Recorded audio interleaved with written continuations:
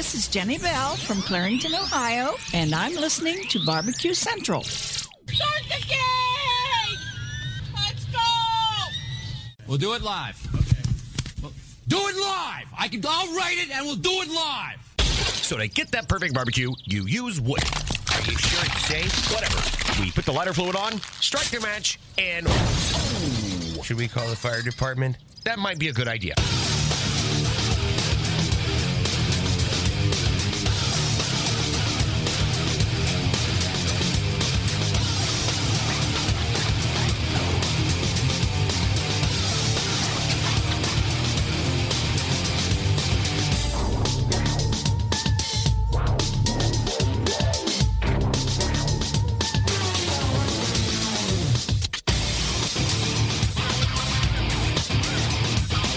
All right, good evening, and welcome to the Really Big Barbecue Central Show.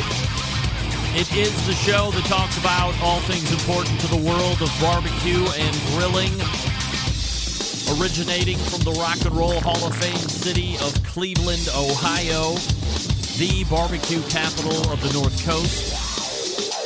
I am your program host, Greg Reppy. Happy to have you aboard. Welcome in. Fun and frivolity is about to ensue. If you have always wanted to get in touch with the show through a phone call or an email, this is how you do that. You can get in touch with the show by calling 216-220-0966. Email Greg at the bbqcentralshow.com. On the Twitter and Instagrams at BBQ Central Show. Anything else you want to find out about the show can be found at the main website, thebbqcentralshow.com. And here's what's happening in case you can get the newsletter. Coming up in about 12 minutes from now, I have been teasing it for what appears to be months and months and months. And we are finally at hand where we get to interview what we call top men in the pellet cooker industry, specifically a company that has sponsored this show, and probably it's got to be going on, could it be 8 years at least? Very proud to have them.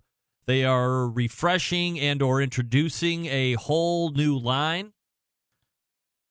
And now it's time to get in touch with my guy, Jason Baker from Green Mountain Grills.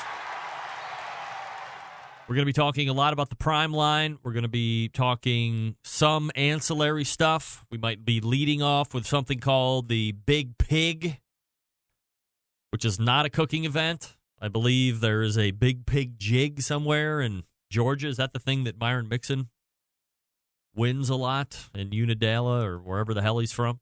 Big Pig jig. Sounds familiar. Anyway, Jason Baker will be joining me. We'll be talking a lot about the Prime. We'll be talking a lot about Green Mountain Grill in general and the state of the pellet cooker market, all that good stuff. So 14 past the hour, Jason Baker will be joining me. And then 35 past the hour, I will be joined once again. We were introduced to him last month. He's got a new book coming out April 9th. He is a backyard barbecue and grilling, not only enthusiast, but expert, cooking on some supreme cooking vessels. And if you follow him like many tens of thousands of Instagram followers do, you'll be happy to know that Matt Eads, the Grillseeker, will be joining me at 35 past. Specifically, and this subject might carry over into the second hour with a different group of people altogether, but specifically, we'll be talking about Sous Vide. It's nothing new. It's nothing that we haven't talked about on this show at various points over the last 24, perhaps approaching 36 months. I don't want to say hypocritical on Sous Vide because I wasn't against Sous Vide when it first came out, but I wasn't a huge proponent of it. I didn't really get it. I had a sous vide machine that I never used. That was my fault. But the way things are continuing to evolve in the sous vide market, especially when it comes to the actual heating units themselves, and I can easily convince myself that I should be way more into sous vide than I am. I can easily convince myself, what the hell are you doing? Why are you even bothering with the sous vide? Which is why it is still a great polarizing topic to once again revisit, and we will do it with somebody who I believe is more a proponent than a non-proponent of Sous Vide. That is Matt Eads from Grillseeker. And then we will move to the second hour. It is the first Tuesday of the month, and you know what that means. We are quickly closing in on what will be the last month of the first quarter of 2019, but the fourth quarter always brings a visit from the embedded correspondents, which everybody loves. Doug Scheiding, longest embedded correspondent from Texas. Steve Ray following up from Tennessee after that. David Huff from Oklahoma after that. And one of my older but newest reappearing embedded correspondents, John Solberg from the state of Michigan. And John also is the executive producer of the Best Moments of the Barbecue Central show in 10 minutes or less that is released into the feed every Friday as well.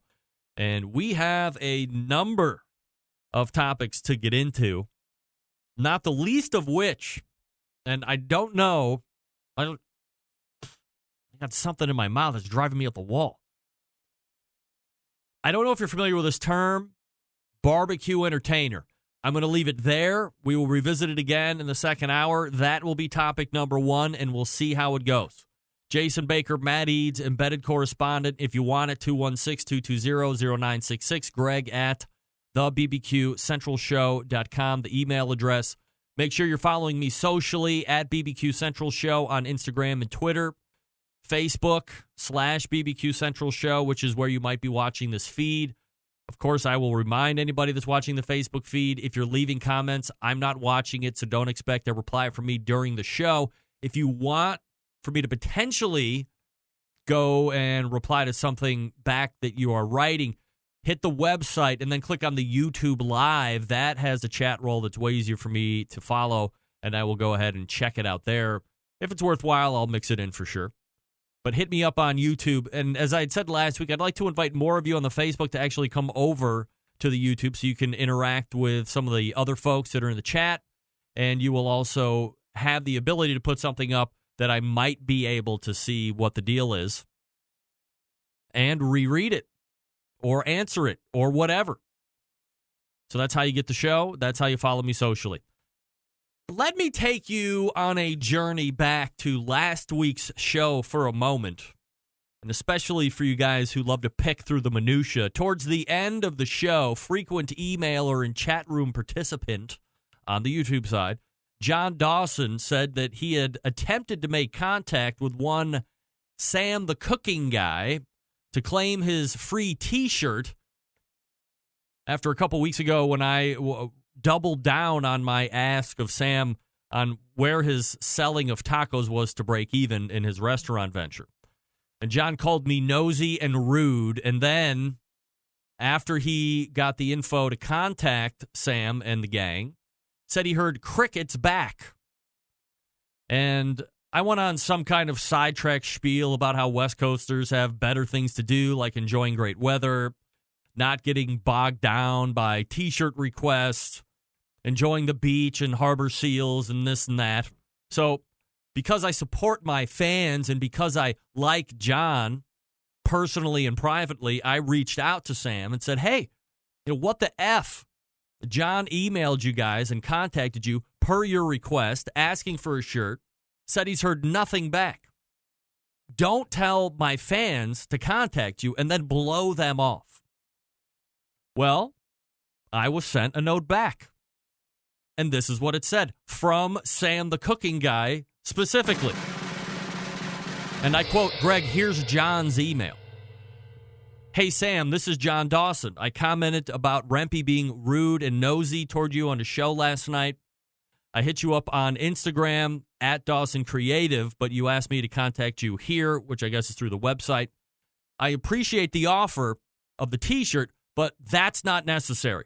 I was just calling it as I saw it. Best, John. John. Of course you heard crickets for them. You told them you didn't want the shirt. Get that big stuff out of here. You were just calling me a nosy bitch, and there's nothing to reply to. That's why they didn't answer. There was nothing to reply to. I don't know if you were hoping to spark up a quaint little back and forth about what a bag I am, but trust me, Sam knows that I'm a bag, and now he probably thinks I'm a double bag because I gave him some blowback on the shirt deal. John, I've been doing a lot of internet banning lately, and I'm not going to push over the edge here, but you're skating on thin ice after that stunt. Saying that they didn't contact you when in actuality, you sent them an email saying you didn't want the shirt, which is what they were trying to give you for calling me a nosy bitch. You didn't leave them anything to react to other than saying, hey, I appreciate the offer. No need to send me a t-shirt. I'm just calling Rempy a bag. They agree. In principle, obviously, it happened right there on the thing. They just didn't answer back because I think it was assumed there was nothing left to say. You didn't want the shirt. You would say, hey, give me an extra large shirt. They probably would have came back at you and had a little back and forth. That's why you heard crickets. There's nothing to react to, John. Come on. Matt Eads coming up out of the break. But I will talk to you about Grillseeker first. I'm sorry, Jason Baker coming up out of the break. Let me talk to you about Matt Eads, the Grillseeker. New book, as I had mentioned. It's great already. I can tell you why it's great, because it premiered on Amazon as the #1 release in the barbecue and grilling section. It's called Grillseeker Basic Training for Everyday Grilling.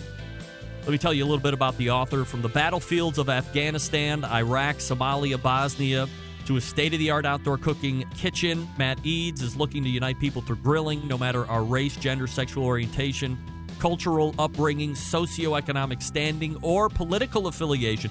Cooking over fire brings people together. Undeniable. Differences get set aside. That's why you should pre-order your copy of Grillseeker Basic Training for Everyday Grilling right now. The focus of Grillseeker is to show readers that gourmet grilling doesn't have to just be a weekend activity. A lot of us think that. With Matt's tips and tricks, you can craft amazing meals and create amazing memories for your family and friends every night of the week. The memories and the camaraderie that grilling has created for Matt, dating back to his teen years through his time in the Marines, fuel the desire to spread his passion for outdoor cooking. They're also the reason he started the United by Flame movement on social media. You can find that by using hashtag United by Flame. As I had mentioned a couple weeks ago, some recipe teasers if you're looking. Grilled grapes and roasted garlic-infused ricotta crostini, a grilled Nashville hot chicken sandwich. I don't know if there's a bigger fan of Nashville hot chicken than me currently. Grilled peach boats with mascarpone ice cream. Huh. Again, don't forget about the hashtag United by Flame movement. Head to grillseeker.com. At the very top of his site, above the logo, click on the United by Flame link and then check out the page. Don't forget, you can send Matt a photo of yourself cooking in front of your own grill or barbecue pit. Matt will share it on that page. Then you become an official member of the United by Flame movement, being seen by thousands and thousands of unique visitors that grace his website, grillseeker.com. Again, the name of the book coming out April 9th, Grillseeker Basic Training for Everyday Grilling. Hook it up on Amazon. Keep running up the pre-orders. And we will talk Green Mountain Grills coming up out of the break. Stick around. We'll be right back.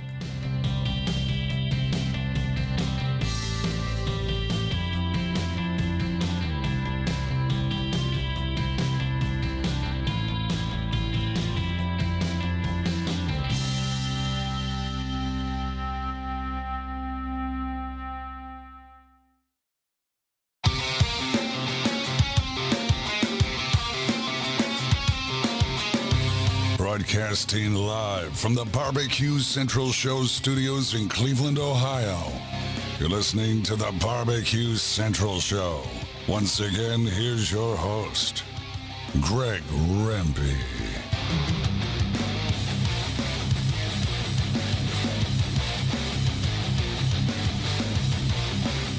Welcome back. This portion of the show being brought to you by Butcher Barbecue, makers of award-winning injections, marinades, rubs, seasonings, barbecue sauce, grilling oils, all of Butcher Barbecue products tested on that competition circuit as well as in the backyard.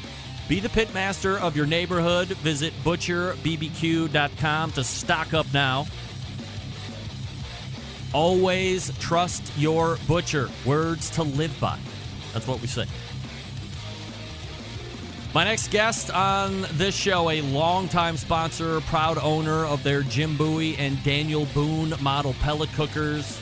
I'm also a proud owner of that pizza oven insert as well. Tonight we talk about the release of the new Prime line. So let's go ahead and race to the hotline. And welcome back, friend of the show, Jason Baker of Green Mountain Grills. Jason, how are you, buddy?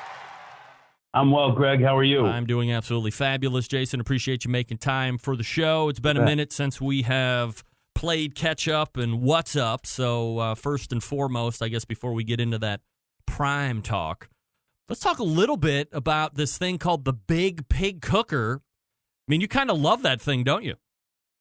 Man, I love this grill. This thing has got like over 20 square feet of grilling space, 450 pounds of capability to put as many pellets as you want in that thing. It's got all the variable speed 12-volt technology that we've been working on since 2013. You name it, it's got it. And it's an easy machine to run, and it's just a lot of fun to move around and show people. Once people see that thing, it's neat to watch the reaction. Is it something that you would ever pitch to somebody like me, backyard guy that really isn't into huge whole hog cooking or catering? Or, I mean, is it a little bit of a niche market? Probably not. It's a niche market. I mean, we only make so many of them a year. There is a little bit of a back order right now on those things. But what's fun about that grill is that you can just keep adding, we keep adding tons of features to this thing, whether it's the hydraulic lid, the clasps, the ladder. We're adding some lights here in the future. You name it, we're just gonna keep adding what we can to this thing to make it fun. And it is a pricey unit. I mean, it's retails for about $6,000, and then you've got shipping on top of that, or you pick it up at one of our locations. But yeah, it's a beast. It's an absolute beast. Do you have dealers that will stock it? There are a few, but mostly distributors that will stock it, right, and then take care of their dealers on it. Jason Baker joining me here on the show, greenmountaingrills.com, the website, if you want to check it out here while we visit here this evening. So, Jason, let's kind of take a macro view here at the top. As it relates to the Prime, why was 2019 the year that we wanted to add to the product line, give it a new look, a little refresh, add some FABs, all the good stuff? You know, we collected data for years. I mean, we wanted to listen to every consumer that we could to figure out how we could make a better experience with the pellet grill.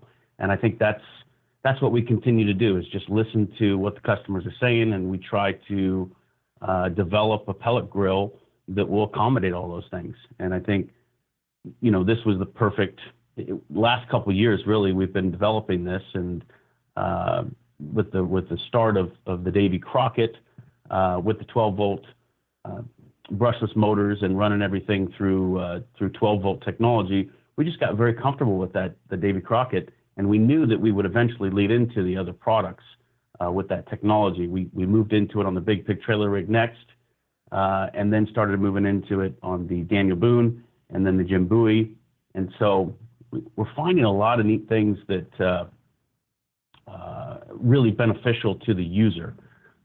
You know, especially just simple things like, you know, we used to have this device where we would take down the choice. What we're doing, everything. Let me back up just a little bit. So all the grills that we currently make, we're still making those. Those are going to be our choice model grills, and everything in the future will be the Prime model grills. And so with the choice grills, we will still have in order to turn off the grill, which we were the first to come out with the fan feature to make sure you could blow that fire out for safety reasons. We took that thing down to 150, and then you depress and you go through a process. Right. On the Davy Crockett, it's just a push button. So you push it once to start it, you let it get to 150, and then you can crank it up from there. Same thing when you're done, you push the red button and turn it off. So that little things like that are things that people expect. Give me a high level of the Prime line, Jason, and why you had mentioned a couple items there as far as what will now be the choice line versus the Prime line. But you see from a picture standpoint, and I think if you're following if you're any type of pellet grill fan, you've seen the matriculating of promo videos, and some of the more well-known pitmasters use Green Mountain Grills have some videos out there. So you're starting to kind of see it, and there's a buzz that's building. But what would you tell people in that 30-second elevator pitch about where Prime is right now and why they would want to consider that? Yeah, I think right off the bat, that's tough to throw that into 30 seconds. I haven't honed in on that yet, Greg, so I'm sorry. But what I love about the 12-volt technology that we started in 2013 is this sense of being able to really hone in on the fan speeds. And what that allows us to do is hone in on those RPMs from as little as 600 RPMs up to 6,000 RPMs. Mm-hmm. And so being able to do that in a direct current scenario allows us to really maintain that fire. And what that also does is when we're doing the same thing with our auger motor in that same 12-volt arena, that brushless motor, you can almost knock out one pellet instead of a rotation of pellets or a half rotation of pellets. You're literally throwing out, a couple pellets to keep that fire going. So what people are going to see is they're going to see a lot less pellet consumption. That's something we've noticed in every alternating current pellet grill out there. Pick a brand. I'll show you some serious pellet consumption in those alternating current environments. But the focus on this 12-volt arena was to hone in on better consumption, perfect consumption, really. And so when you look at our hopper and you see that 18-pound hopper, people go, well, you didn't really change the hopper. Well, we added a little bit, but I think you're going to see that the thing saves a lot in pellets. And, we're hearing some crazy numbers out there, which we're proud of. We want people to save money on pellets. So that's a great feature. Little things like the hopper window, people like being able to see where those pellets are. We still have the low pellet alarm in there, which goes to the app if you have the Wi-Fi. We have the actual grill lid window itself, as you see there in that photo. The grill lid window is ceramic glass. We heard a lot of people that they love that. They love being able to just look in there without opening that lid. And if it's just a peace of mind thing, that's fine. So we added that. Super easy to clean, little stainless steel brush and some water really takes that thing pretty much down to clarity. Dual meat probes. People have been asking for dual meat probes. We decided to put them on there. People asked for a little USB charging port on the front of the grill. We put it on there. Having the ability to utilize that 12-volt direct power that we started with the Davy Crockett back in 2013 gave us the ability to utilize different connection points. So whether it's plugging into your vehicle or plugging into a battery or just utilizing the AC/DC adapter to plug it into the wall, having that versatility of power is a big deal for a lot of people. And I think that's been something that people love about the Davy Crockett. So obviously we put that into our Daniel Boone and Jim Bowie Prime units. The other thing, the heat shield. Heat shield plays such a role in every pellet grill I've ever cooked on. And that heat shield, given the ability, if you were able to move that thing left and right and manage that fire by the use of pushing that heat shield, even little quarter-inch movements or half an inch movements, it gives you if you have air probes inside that grill, you could literally get that thing to left and right almost to perfection, right? And then same thing with inside the app. If you thought, oh my gosh, this thing's 12 degrees hotter over here or 30 degrees hotter over here, you can move that heat shield accordingly and then even hone in on the thermal sensor through the app. So folks that are really chasing those temperatures can hone in on those on this particular Prime unit very, very easily. The choice units, you can do it as well, but the heat shield, you have to pull the guts out to get to the heat shield and move it accordingly. This has a rod on the outside that allows for you to move it left or right. One thing I think that people talked about the grill, they said that the chassis was a little light. I don't think they'll say that again.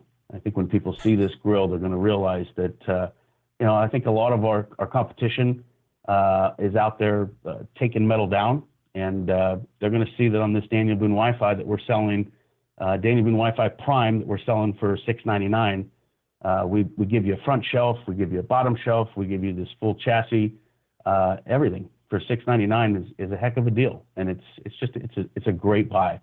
So I think when you look again at this grill, you're going to see that weight. You're going to see the substantial features of the grill. You're going to see all the things that we listen to, including the ash vac. People asked, for an ash vac system in the grill, so we created an ash vac system in this Prime unit. So is there some type of a port where you can stick a shop vac tube in and it just sucks it out without having to rip the whole guts out and everything? That's exactly right. It's just a trap door on the right-hand side, and all it's focused on is the ash, so it won't pull out pellets if pellets are in there, but it'll definitely pull out the ash as it drops in underneath the grill or underneath the firebox. You have the ability to, yes, put that shop vac into that trap door and suck the ash out.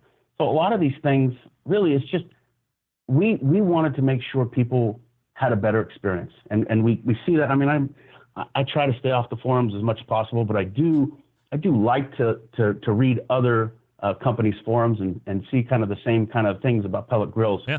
It's difficult. This is a tough business. It's not for the faint of heart.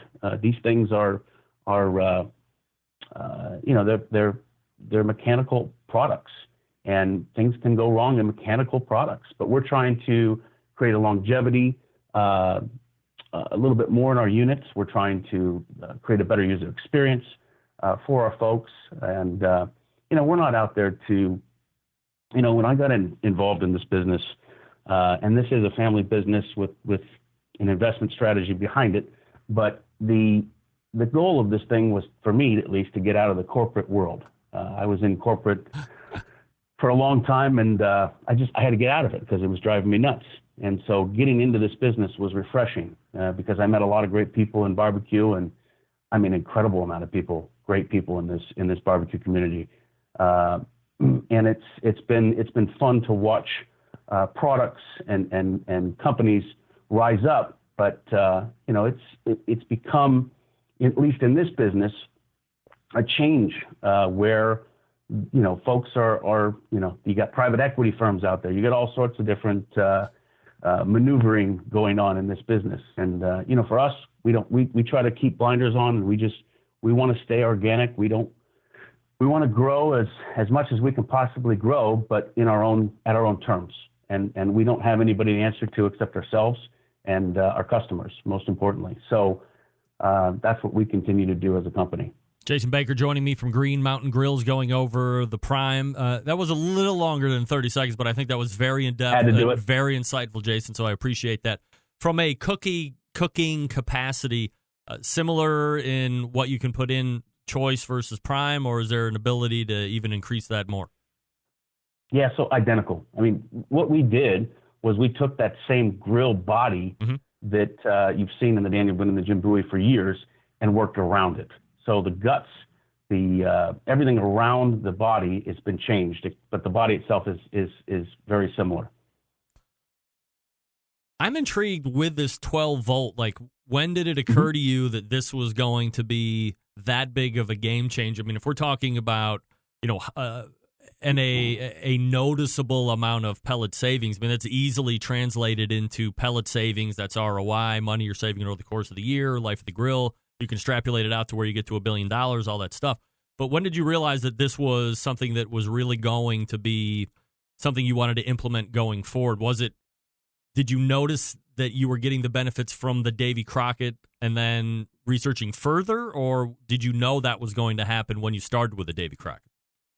Yeah, we knew it. I mean, we knew it was just a matter of time with Davy Crockett. When 2013 we started playing with this thing, everybody in the company who had Davy Crockett, and then if they had a Davy Crockett and they had a Daniel Boone or Jim Bowie, not just because it was a smaller space, because even if you extrapolated those numbers, you'd go, this doesn't make sense. Why is this thing using such less pellets? Why is it consuming such less pellets?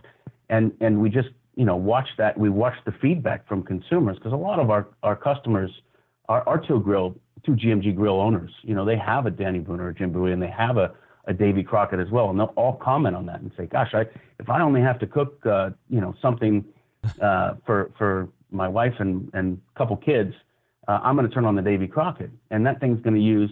I mean, we were hearing ridiculous things, half a pound an hour type of pellet usage. Wow.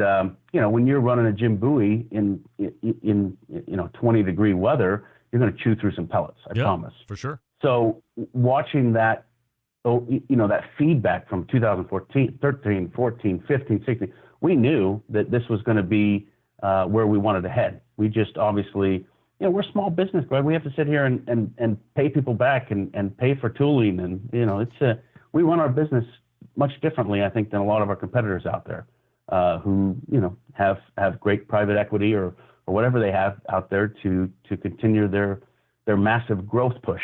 That's not us. We're happy with being just who we are. From an app user interface, controllability, compatibility, where does the app sit right now compared to when you would release it a couple of years ago? Oh, man. I mean, we released that. So we started working on it in 2012 is when we actually started working on the app itself and drew the entire process. And where we released it and where it is today is night and day. Mm-hmm. And I think it just continues to get better as technology just continues to get better. I think we're utilizing a lot of different ways in which we can make sure, again, that the usability, the connection, the customer experience is sound throughout that whole entire process.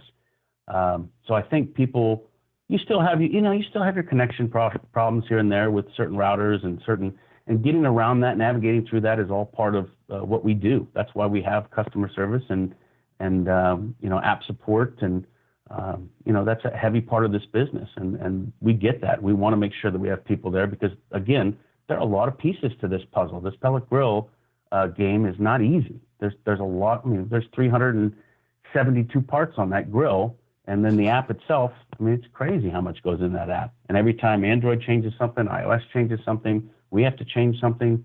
It's an incredible this continuum.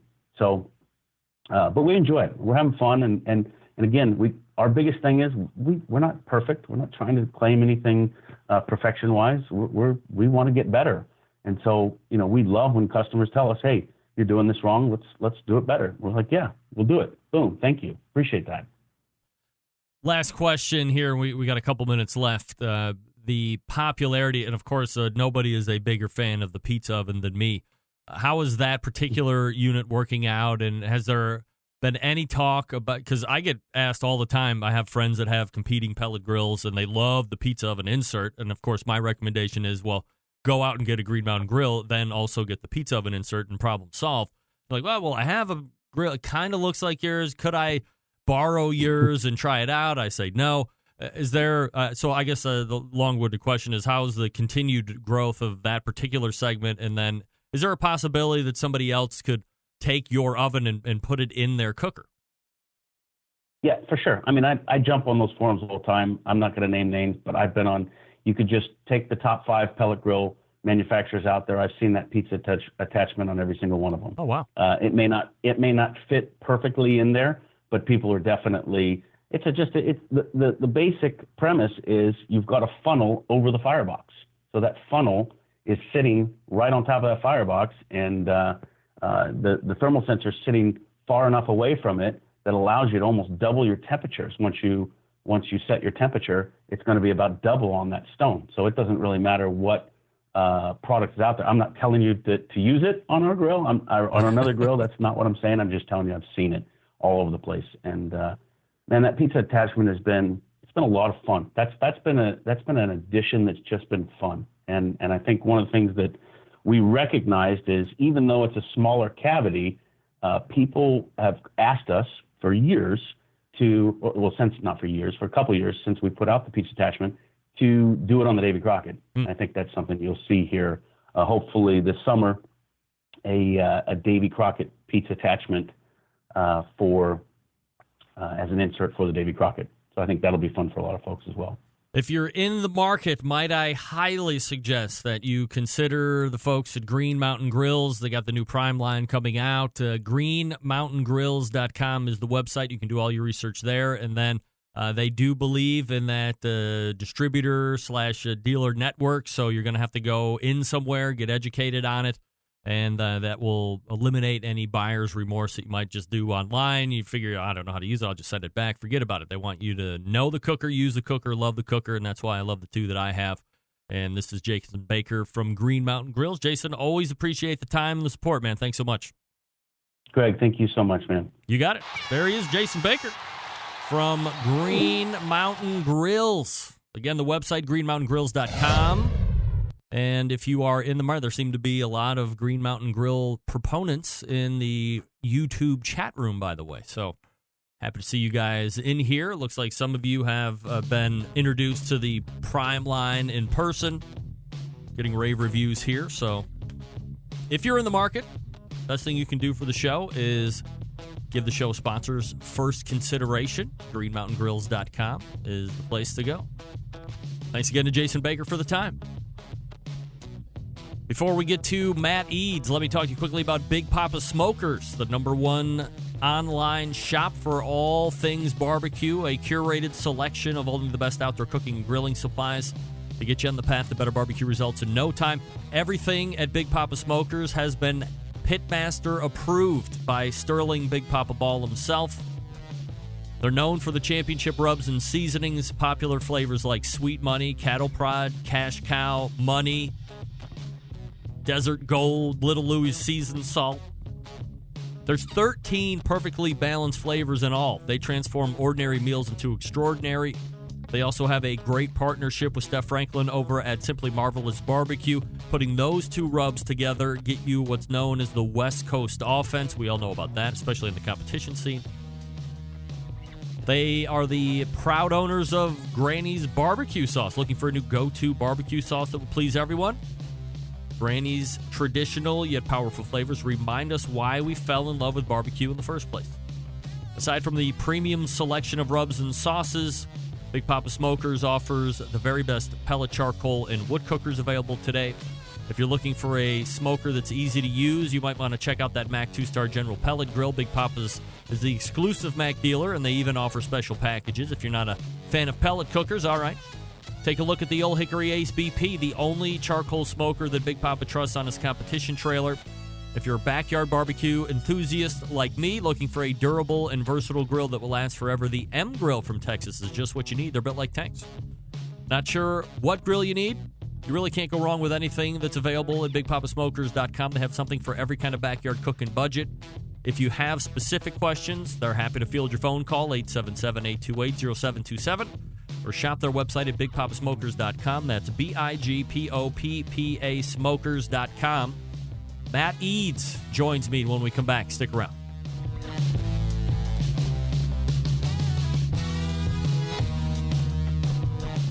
Continuing to produce incredibly mediocre content in an exceptionally professional way. You're listening and watching the Barbecue Central Show. Once again, here's your host, Greg Rampey. This portion of the show being brought to you by CookinPellets.com. Do you have a Green Mountain Grill? Do you have a Mac? Any one of the other ones that are currently CookinPellets.com is a source to fire those cookers. Come on! You head on over to CookinPellets.com or Amazon.com and purchase. Don't forget, you can go to CookinPellets.com and download their free app. Get alerted to great shipping deals. Very fun.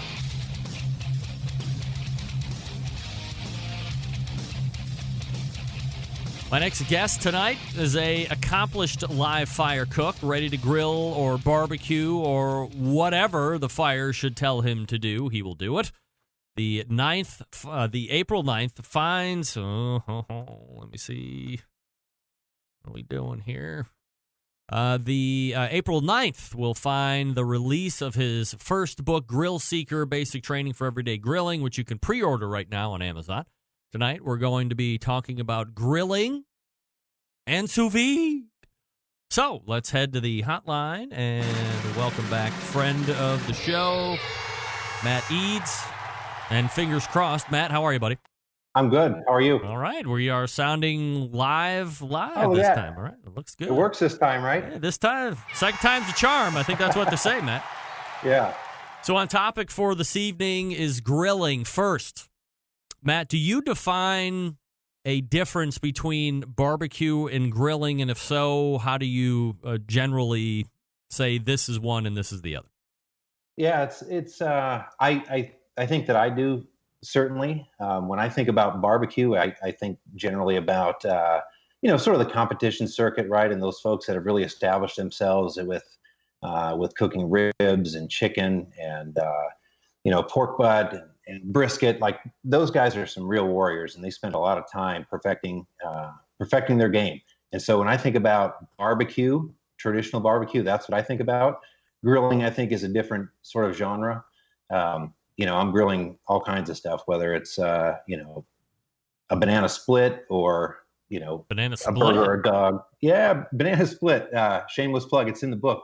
If you want to grill a banana split, I do that in there. I love paella on the grill. And those are the types of things that I think are, traditional grilling things versus, barbecue. Matt Eads joining me here on the show. Matt, do you have a preference of fuel source when you're grilling? It just depends. I think it really depends on the mood. It was interesting. I was listening to the segment just a little bit earlier, and you were talking to the guys from Green Mountain, and I just reviewed one of their grills earlier. Mm-hmm. It was the Tailgater. I think it's the Davy Crockett is the name of it, right? Yep. And for the price point, you can't beat it. It puts out great food, works as advertised. It's great. And I think that each grill has sort of its place. I'm not a huge fan of pellet grills in general. I've got a couple of them, and I use them certainly, but they wouldn't be my go-to. But they certainly have their place. So I think for me, it just depends on the mood, the company, and by company I mean if I've got a house load of people and I've got to cook a bunch of food, pellet grill's great because I don't have to tend to it much. But if it's just me and a couple of buddies hanging out, maybe I want to fire up the offset. Depends. Some of the more experienced grillers tend to turn their nose up at the use of natural or liquid propane gas. Are you a nose turner or no? I am not a nose turner. That's funny.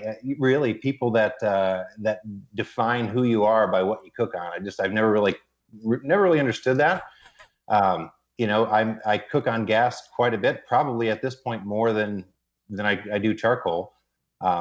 But so no, the short answer is no. I'm not a nose turner, and I don't begrudge anybody that cooks exclusively on a pellet or a gas grill or a charcoal grill. The idea for me is just getting outside, making great memories, great food with your family and friends, and having a ball doing it. And I think one of the key things that you had mentioned earlier, I mean, it kind of depends on situation and the company that you're keeping and whatever protein that you might be trying to prepare.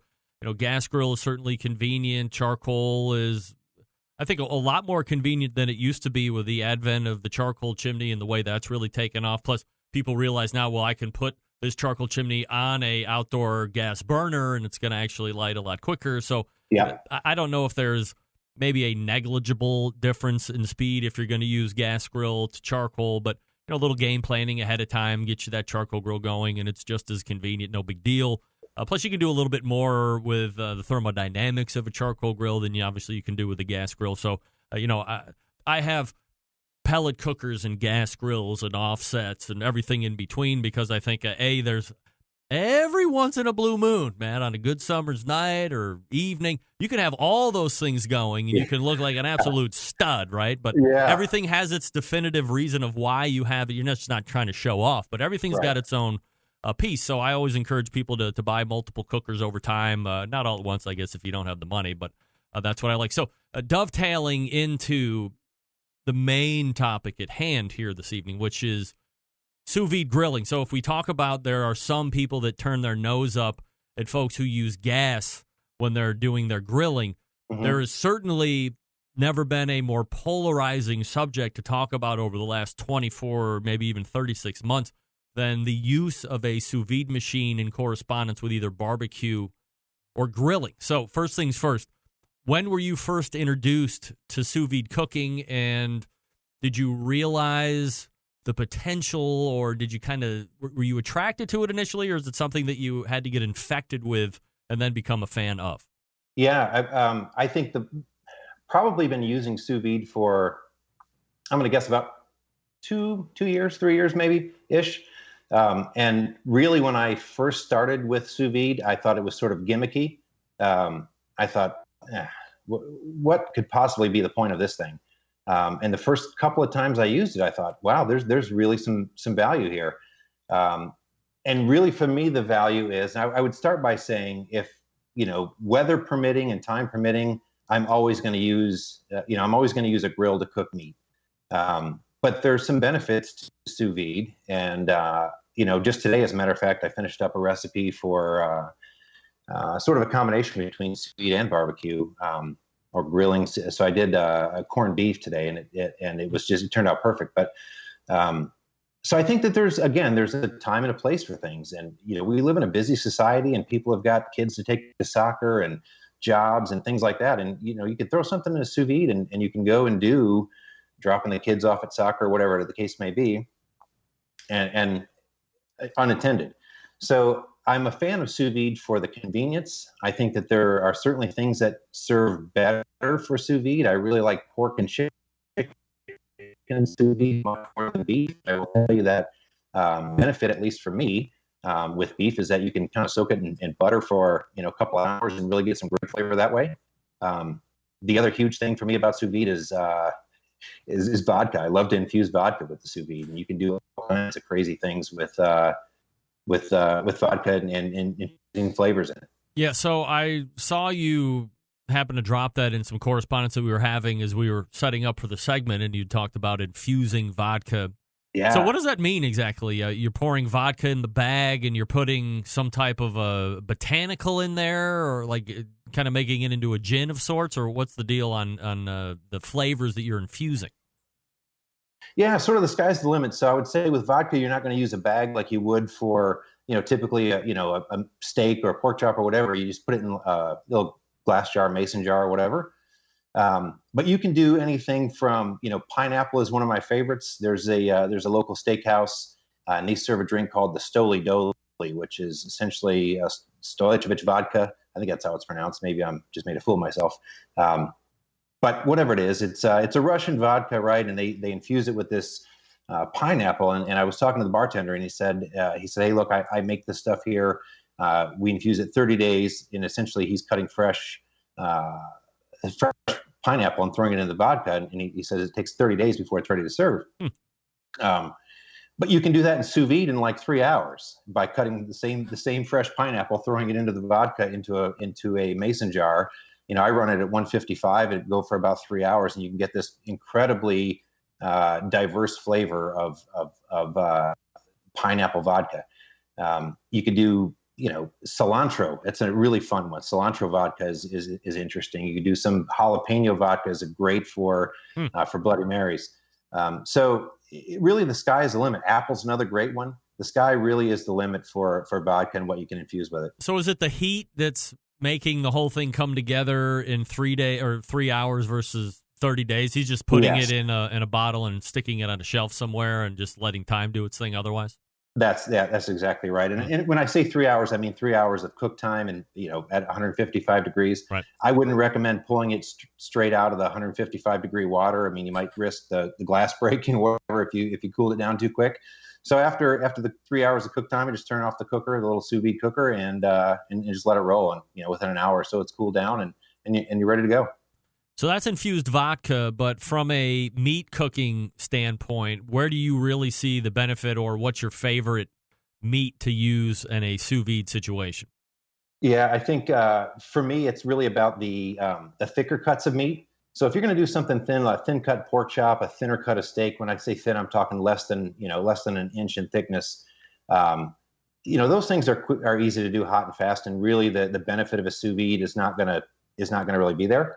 But if you've got a thicker cut of meat, specifically like a filet mignon, which I think, and I posted about this the other day, I think a filet mignon is one of probably the most disappointing cuts of meat to get at a restaurant. Yes. Seemingly it's always overdone. And I tried to show that in a picture that I posted. There you go. And you can see around the outer edge. Like if you just try to sear a fillet, any thick cut of meat, I used a fillet here, but if you just try to sear any thick cut of meat, you're going to get that well done sort of ring around the outside, and nobody really likes that. And the other side is sous vide, and you can see that it's pretty much to edge doneness. So if there's a favorite cut, I don't know that I would say a favorite cut. I would say a thickness, and what I'm looking at is 1.5 inch or thicker on any cut of meat. I think really benefits from sous vide, and a big portion of that is seasoning the meat before it goes into the vacuum pack. So you see, because I've read a number of different ideas or concepts on when the seasoning should happen. I've heard that people say, hey, throw the steak in there, get it to whatever temperature you want it, and we'll talk about times here in a second. But then once it comes out of the bag, pat it dry as you can get, then add the seasoning. Then it goes onto the grill for a minute each side, blah, blah, blah, just to get the sear color on, and away you go. Then I've heard other people say, like you and myself, I season the steak first, put it in the bag, let the vacuum thing kind of do the penetration, and reseason a little bit when it comes back out, and then onto the grill to finish it. So you find that seasoning prior to going into the bag is what works best for you. I think it works best. Here's why. And there's plenty of schools of thought about this, and people are all going to have their own opinion. I love pepper. I hate pepper on steak before it goes over a heat source. I think it gets very bitter and it just doesn't taste great. So with sous vide, I can put some pepper on a steak, pork chop, whatever it's going to be. I get the good pepper flavor, and then I can cook it over whatever temperature that I want, and I don't get that bitter, burnt pepper flavor. And so folks that, may be new to that concept or, maybe disagree, I would just say, look, everyone has their own opinion, but give it a shot one time. Do a steak, do a pork chop, whatever. Season one with pepper before you put it on the grill or before you put it on your heat source, and do one without it and just pepper it after. And tell me if you think there's a difference in flavor. And I think that, if folks are honest, you feel like maybe the pepper over a direct flame, it tends to get a little bit bitter. Matt, from a time perspective, obviously the temperature is going to be more of what you prefer. If you want medium rare or medium, what are you going to have to set that temperature? But how long do you let it sit in the bath? Because I've heard also different schools have thought, well, it can't be any longer than an hour or an hour and a half, or don't do over 2 or 3 because when you pull it out of the bag, it's just going to fall apart, blah, blah, blah. To me, that's more tender, but what do you think? Yeah, I think a few things. So I would think, for me, rule of thumb for a steak, I usually go around 2 hours, and I usually roll at 125 just because I like something a little bit more towards medium rare plus. But for chicken, I'm going probably 4 hours. And so, the FDA puts out regulations about, temperature of chicken, and people get stuck on what those temperatures are for safe eating.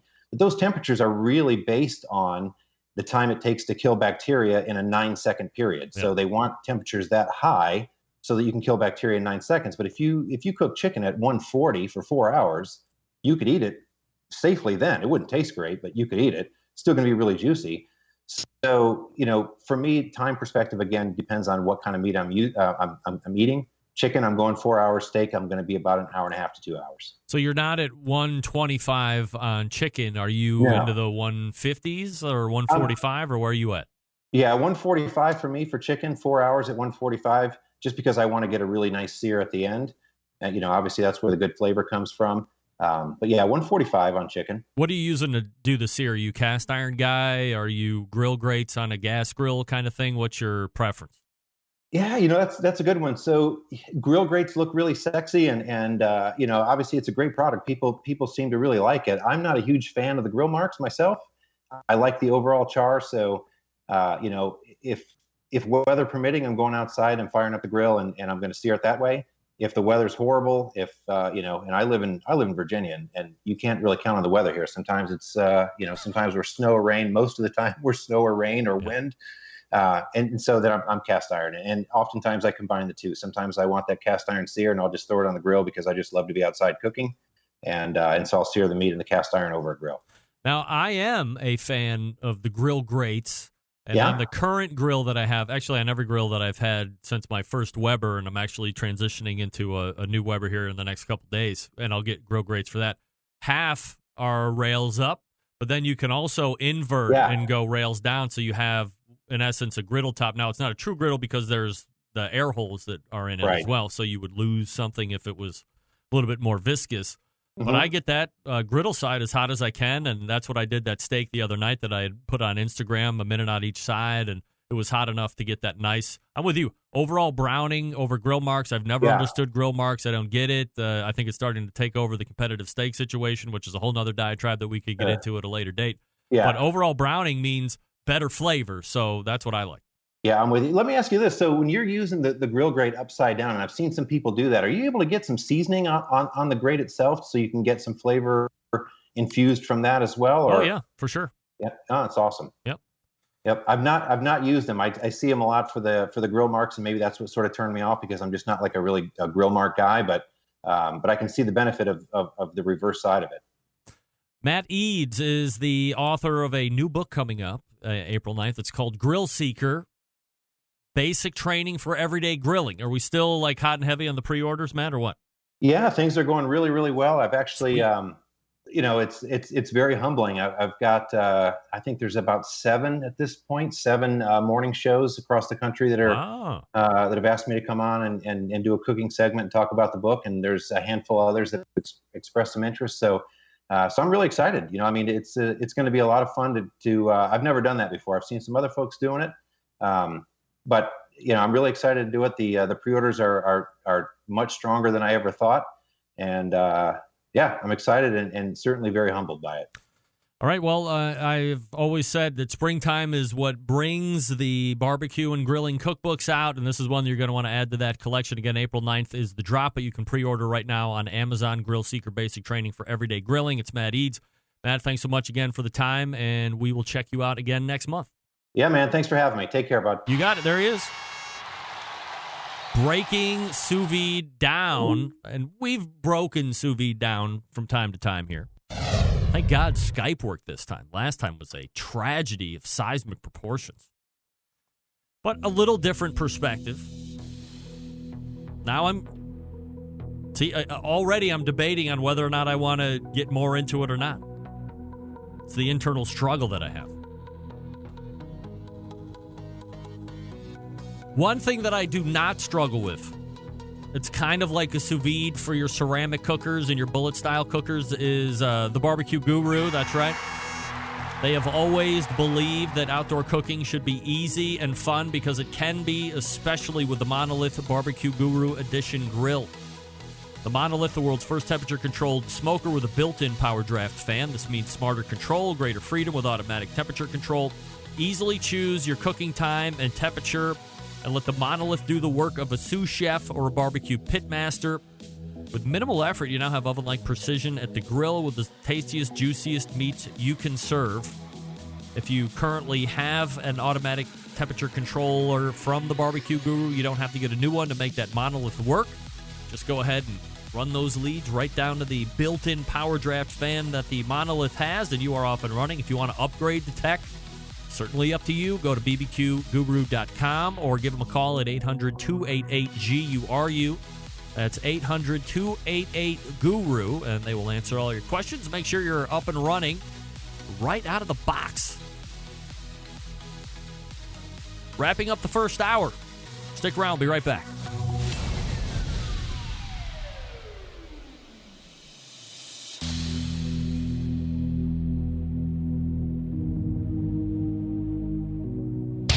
Big name interviews, advice on cooking brisket and ribs, and the only host willing to share his honest opinion on all things important in the world of barbecue. It's the Barbecue Central Show.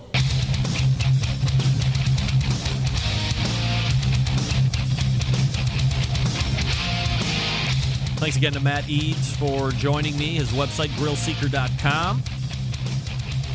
Book dropping April 9th. Find it on Amazon, Grillseeker Basic Training for Everyday Grilling, or for ease, go to my website, click on the Grillseeker logo or in the link section, and that'll take you right over there, and you can pre-order yourself one. Matt will appear again next month. Who knows what we'll be talking about. Follow him on Instagram if you don't. He's got 30,000 or 40,000 Instagram followers. A very large following on Instagram, right? And my keyboard is the worst. It's always leaving off the damn first letter if you don't type on it all the time. Cripes. Grillseeker.com, his website, at Grillseeker on social media. Become a member of the hashtag United by Flame movement. Second hour straight ahead.